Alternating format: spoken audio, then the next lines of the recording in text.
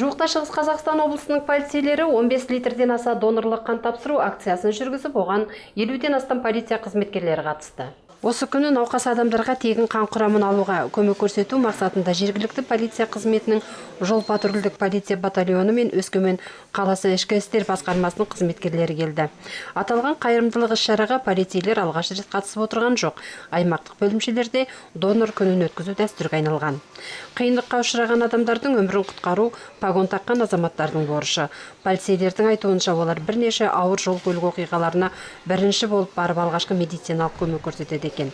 Әртүрлі оқиғалар салдарының куәгері бола тұрып, адам өмірін сақтап қалуға қан қажет кезде шетте қалмау керек. Бұл олардың полиция қызметкері әрі адам ретінде адамдарға қол ұшын берудің бірден бір жолы. Бүгінгі күні осы Өскемен қаласының қан тапсыру орталығында Өскемен қалалық істер басқармасының қызметкерлері келіп, қан тапсырып, адамдарға көмек жасап жатыр.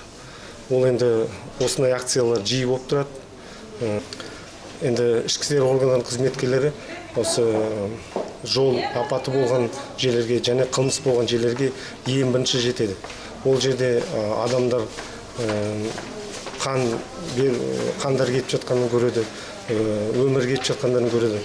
Сол енді біздің Қазақстан Республикасының және қызметкері ғана емес, Қазақстан Республикасының азаматы болғаннан кейін азаматтық борышын орындау үшін осындай міндетпен келіп қан тапсырып жатырмыз. Іс-шара таңғы сағат 9-дан түскі сағат 1-ге дейін жалғасты. Бұл уақытта 50-ден аса құқық қорғау сақшылары 15 литрден астам қан тапсырды. Ағымдағы жылдың соңына дейін полицейлер донорлық банкін 500 литрге дейін толтыруды жоспарлап отыр. Хадиша Мұқан, Шығыс Қазақстан облыстық ішкі істер түсірілімдері бойынша дайындалды.